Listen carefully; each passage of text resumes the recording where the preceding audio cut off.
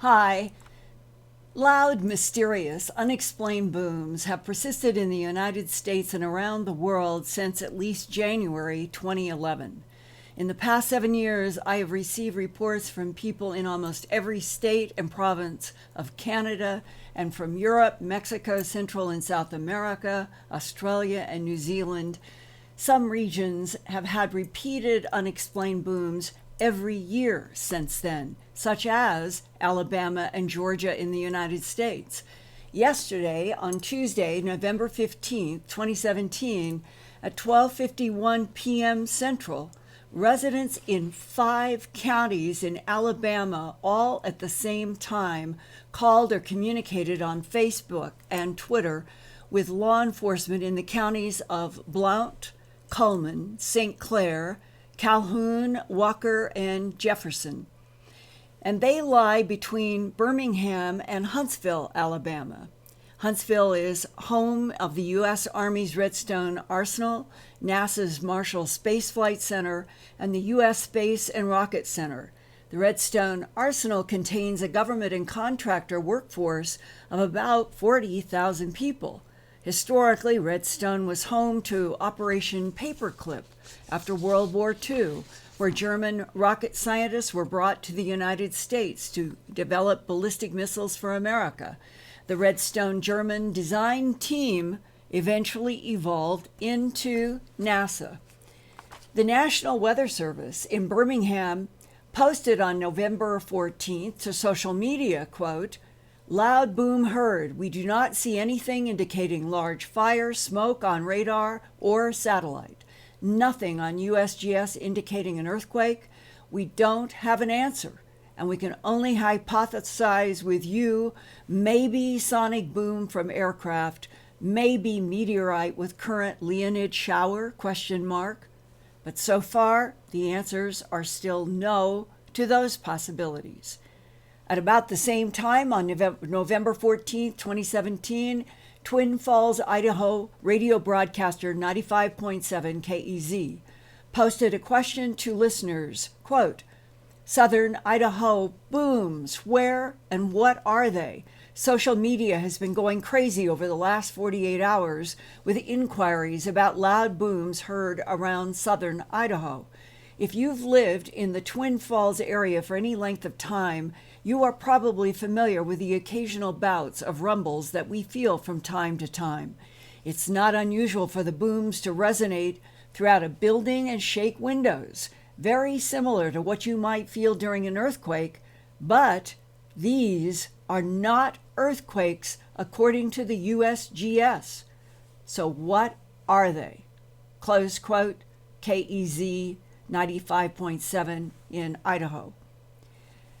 That question that they have posed is the same question that I have been trying to answer since the beginning of 2011 and have interviewed more than 200 people who have heard the loud, house-shaking booms. In some cases, people have also seen very bright flashes of light right before a loud boom in a perfectly clear night sky or noon sky.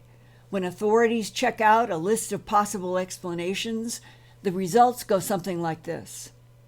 Was it planes breaking the sound barrier in a sonic boom? Military answer, no planes in the sky at the time of the boom report breaking the sound barrier. Was it an earthquake? USGS answer, no quake activity recorded at the time of the boom. Was it a bomb explosion? Police say no evidence of explosion or fire. Was it cars colliding in a big crash? Police say no vehicle crash reported. Was it a thunderstorm? Weather Service confirms no electrical storm activity in the entire boom region. Was it a bolide meteorite? Airports and observatories have no evidence of meteorite impact. One of the most dramatic boom events that made national news in March 2012 was in Clintonville, Wisconsin. That's a small town of about 4,600 residents, 180 miles north of Madison and west of Lake Michigan. Beginning around 9:30 p.m. Central on Sunday evening, March 18, 2012, at 5:30 a.m. early on a Monday morning, people in northeastern Clintonville reported loud sounds that shook their homes and were compared to clanging metal, jackhammers, and thunder. Some thought the vibrations were coming from underground. And City Administrator Lisa Cuss told me, quote, "We have checked gas lines, sewers, water pressures, and consulted with meteorologists, seismologists, U.S. military, utility experts, and mining companies. But we have come up empty-handed," close quote. She told me that on one night of the investigations, walking with utility people in the city, Lisa felt the bottoms of her feet slap by the ground, coming up at the soles of her shoes at the exact same time that she and the others heard a huge boom that became something that 100 or so people called local authorities to ask about, and she could still feel the bottoms of her feet hurting. At the same time, on March 15, 2012, in southeastern Georgia, just like what happened yesterday in 5 counties in Alabama, hundreds of people in 5 southeastern Georgia counties, all at the same time, reported to police and local media a very loud window-rattling boom that was heard between 8:15 a.m. and 8:30 a.m. Only 1 week before, on March 6, 2012, again in the Birmingham, Alabama region, as yesterday, the 911 dispatchers in Chilton County, Alabama, south of Birmingham, received some 100 reports from all over the county of, quote, "loud explosions and walls of homes suddenly shaking," close quote. The 911 director, Dan Wright, told the Birmingham News that he was in his home at about 4:30 p.m. later that day when, quote, "I felt the ground shaking and I heard this loud rumbling. My garage door started shaking and it sounded like it was falling down," close quote. The next day, on March 7th, 2012, the Birmingham News reported that the Federal Aviation Administration, quote, "found no records of any flights that could have caused a sonic boom in central Alabama," close quote. An FAA spokesperson explained civilian planes do not fly fast enough to cause a sonic boom. Only military aircraft can do that, and a spokesman for Maxwell Gunter Air Force Base in Montgomery denied any of its aircraft were flying faster than the speed of sound. This puzzling phenomena should be on the national 6 o'clock news whenever it happens, but they don't cover the boom phenomena.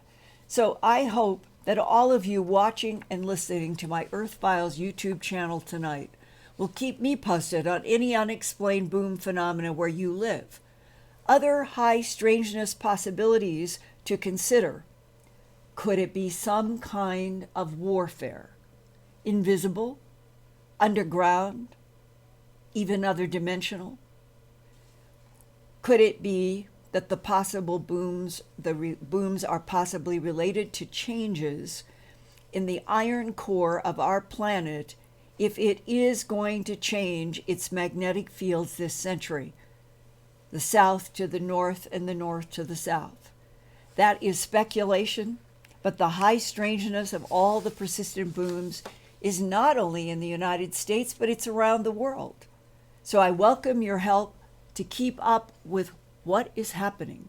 And I would like to reference you to my news website, earthfiles.com, where I have more than 100 news reports right now just on the boom phenomenon since 2011. So please, if you have any kind of knowledge on this or even other high strangeness in your area, email me at earthfiles@earthfiles.com. Think of a reporter who files news about the Earth. So it is earthfiles@earthfiles.com, just like this YouTube channel, Earth Files YouTube channel.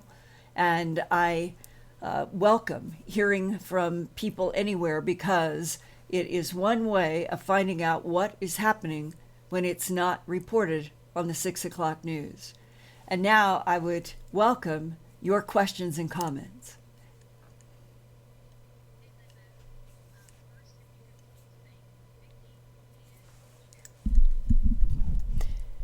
Vicky and Cherry, I want to thank you very much for Super Chat.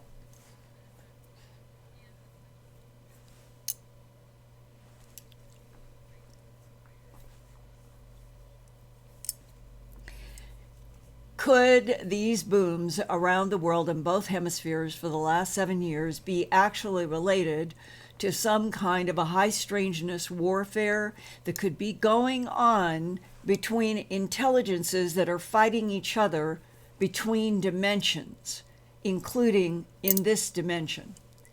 Well, once upon a time, I would have said, and probably answered quickly, that's for Star Trek. Today, as we are about to head into 2018, and the number of discussions that I've had in this one singular year with people who actually are physicists and who are telling me that other dimensional realities is something that they know and are working in their own top secret work, it is becoming, I think, increasingly a possibility to me that some of the phenomena that we experience on this planet, including the booms, might be related to other dimensions interacting with this one. The question, though, that would be so strange, and I would love to know the answer if we could get an answer, why would Earth in this dimension be the crossfire for some kind of other dimensional warfare if it was entirely other dimensional and using this matter dimension for reasons that are not clear?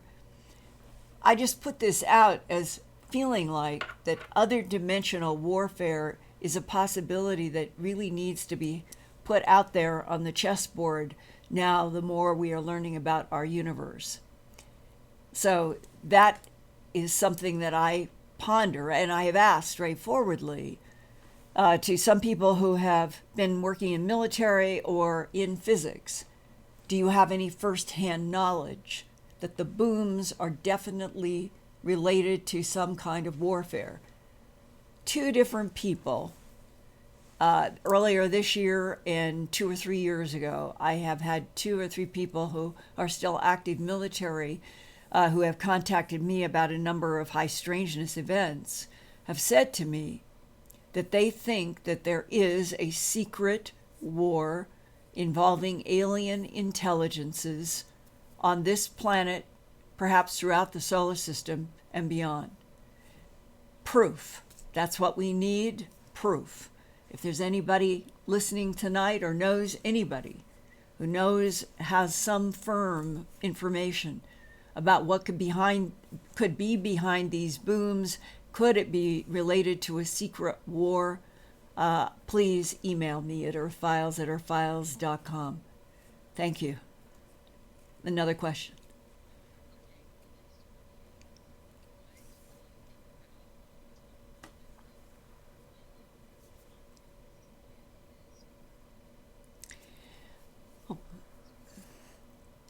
William Tompkins, who was in the Navy, we did a 5-hour interview 2 years ago. He passed this year, but 2 years ago we did full 5 hours. I've only done, in my career, I've only done 3 or 4 recordings with anybody for 5 hours. And at that time, I believe when I interviewed him, if I'm correct, that he died at age 95, he was 93.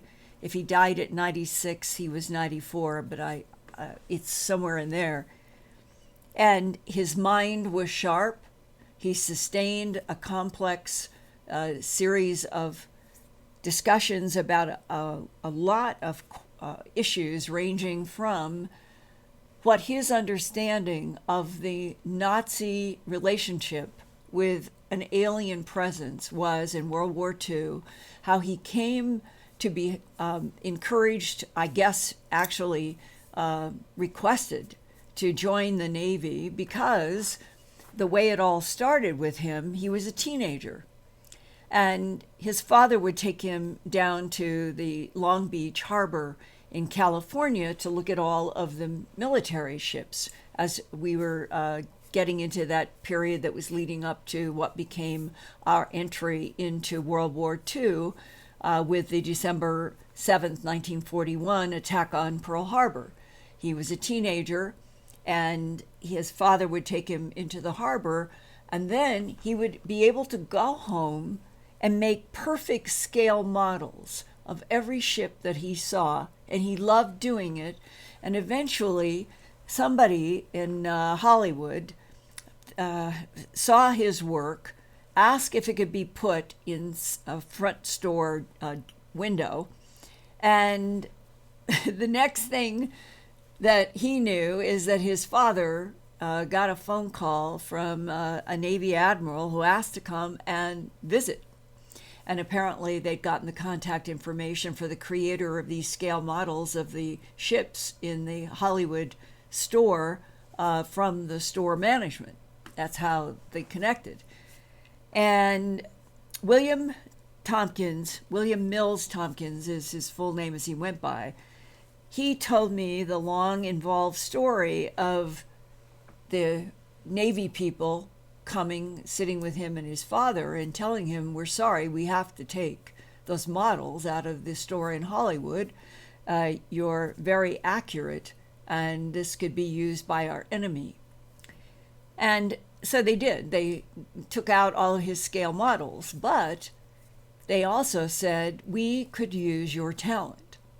And that was his explanation for how he got into the U.S. Navy, was doing the same kind of thing, but he said they would bring him photographs of extraterrestrial outer space craft. And he would be doing scale model designs of what he was seeing in those photographs. And eventually, he said that he was in on seeing the video and the photographs and the live feeds of Apollo, and it was startling to hear him talk about some of the things that he saw and that he experienced working in and around what was happening with the astronauts, and that the most dramatic part of his interview with me was his saying that he had seen the original NASA feed. It was on a 7 or 9 second delay when it was broadcast in July of '69 with Neil Armstrong and Buzz Aldrin, and that he saw what we in the world never saw. He saw the actual live event, and he said that when the LEM coming down to the moon's surface for the first time began to turn, and there was a lot of dust, and NASA mission control came on and said something about that Neil Armstrong as a pilot was having to move the LEM to avoid hitting some rocks in the crater. They were coming down in a crater. And William Mills Tompkins says that was not true, that on that delay, they had seen 3 very large silver lens-shaped discs lined up on the edge of the crater that they were landing in. And according to William Mills Tompkins, he said that beneath each of those silver discs, you can hear this in my interview, it's always there. I have MP3 audios of every Earth Files and Coast broadcast that I do, so you can hear William Mills Tompkins say these words if you go back to 2015 and get my interview with William Mills Tompkins. He said that in the live that he saw, there were 3 tall reptilian humanoids down below the 3 large silver discs, as if they were flaunting their presence at exactly the moment that they knew that there was a signal and a feed back to Earth, and that this was their way of raising their middle fingers to say, not a pleasant hello, welcome to Moon, is sort of the way it all came across from William Mills Tompkins.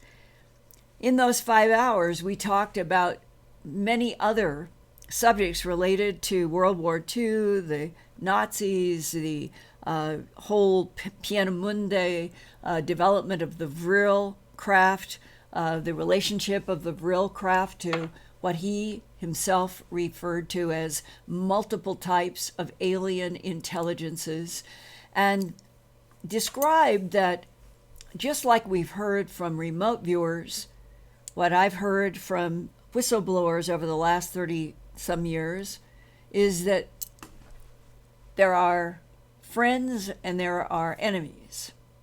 There are friends and enemies fighting each other in the Milky Way galaxy, is the way the story goes, and that some of those wars affect us in this solar system and on this planet and have for millennia. And that he said to me something that resonated with my own frustration of being an investigative reporter on a planet that has been suffering under policies of denial and lies since World War II. He said that after all the work that he had done for the Navy and the knowledge that he had, that he felt sorry. That's the word he used to me. He felt sorry for humanity, that the 1% on the planet didn't think that all humans could handle the knowledge that we aren't alone in the universe, and that all of the alien life, so-called, is not a friend. And what he meant was, as I understood it, on this planet, humans have a very difficult time getting along with each other. And that if you extend it out into the cosmos in this 13.9 billion year old universe, the same kinds of conflicts, animosities, and allyship exist. And the part that is frustrating to him and to me is that the only way that Homo sapiens sapien are going to grow up on this planet and finally be strong enough to take on some of the challenges we have on our own planet and do this planet some justice is to realize we are not the only life form, and there are others, and that it is very, very important to study the work of those that have passed into another dimension but have left us legacies of books.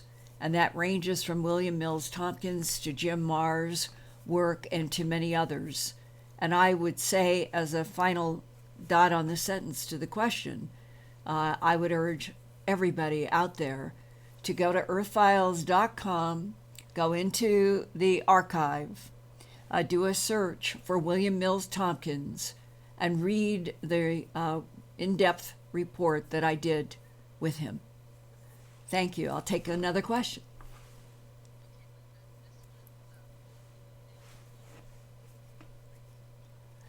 Angie, thank you for a great super chat. I love all of you guys. Thank you.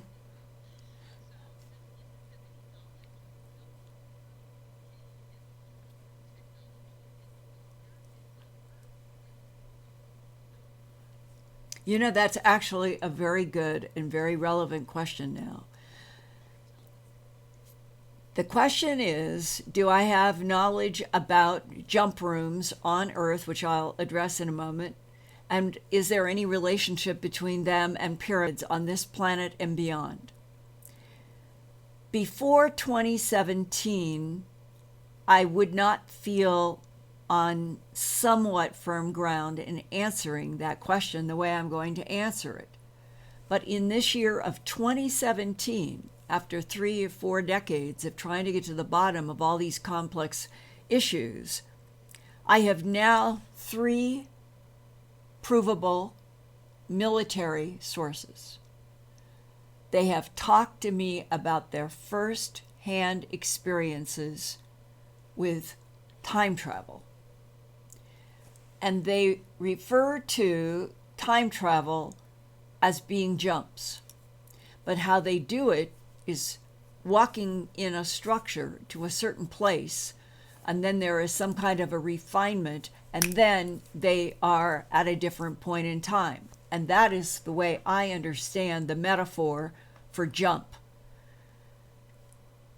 The part that you, all of you, and I, what we want, those of us who are trying to understand what the truth is behind all of the descriptions of an alien intelligence, wars, other dimensions, time travel, moving point to point.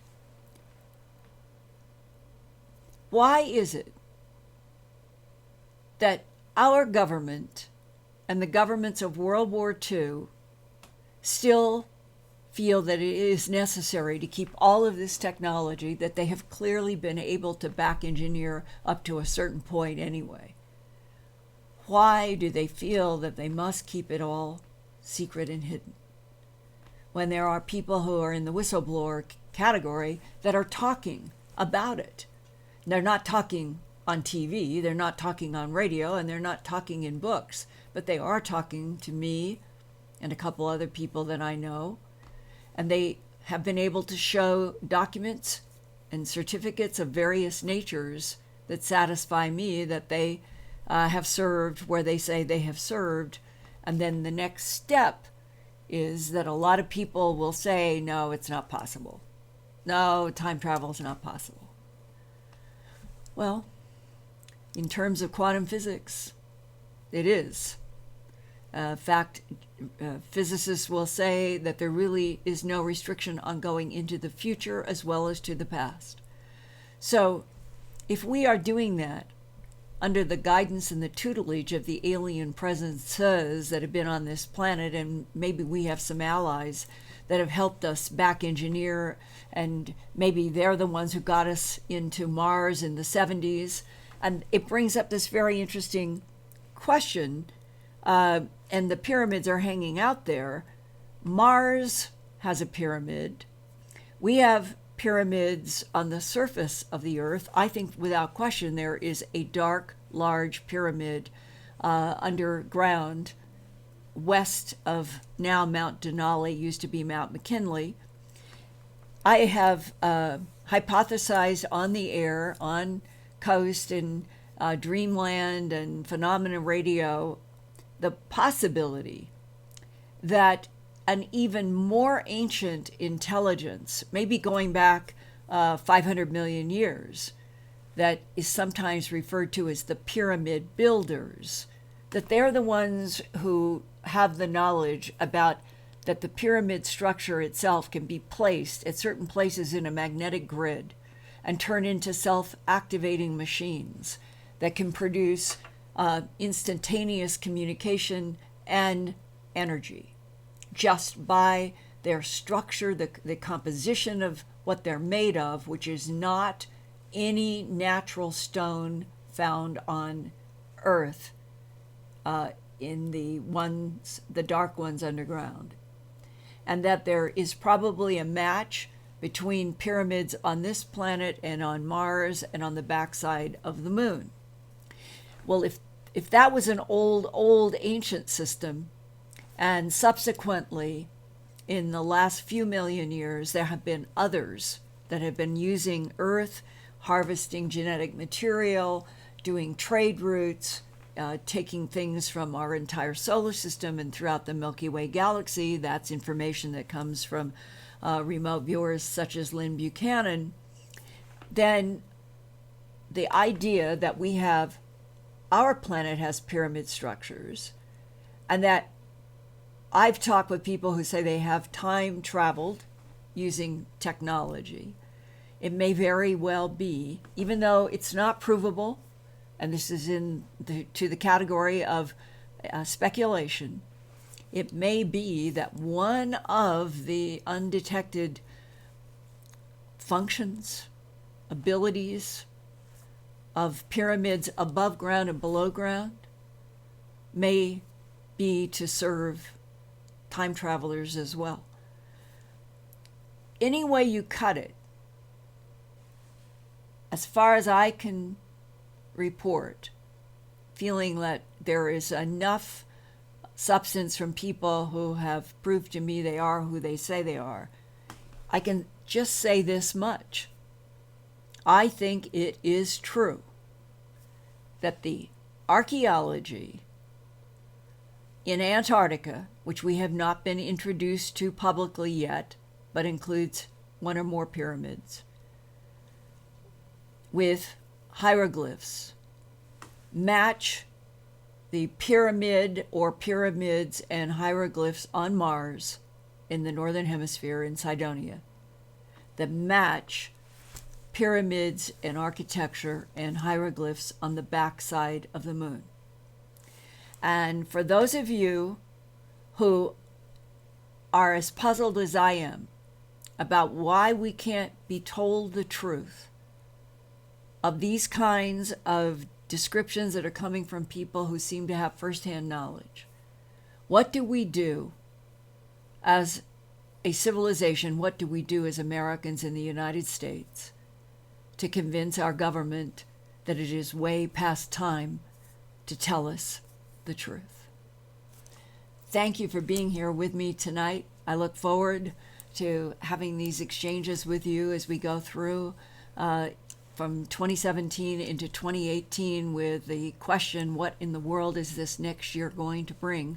So tune in with me at Earth Files YouTube channel on Wednesday nights. I will try to be here as many as I can for that 8:30 Mountain Live, given the fact that I have a lot of conferences to do in 2018, and we will be posting where I'm going to be and where I'm going to be speaking, but I will try to do YouTube as often as I can on Wednesday.